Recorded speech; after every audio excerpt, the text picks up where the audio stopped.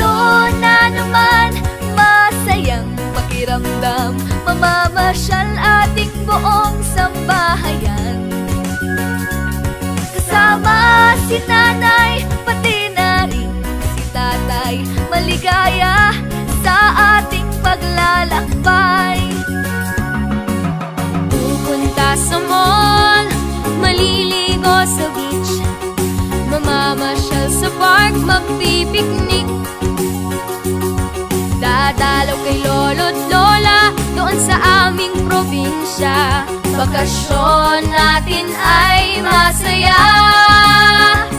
Kahit na bakasyon, tutulong sa mga magulang sa iba't ibang mga gawaing bahay. Magliligpit ng higaan, maghuhugas ng kinainan, mag-aayos, maglilinis ng tahanan. Tayo nang maglinis dito, magligpit doon, magwalis dito, punas doon.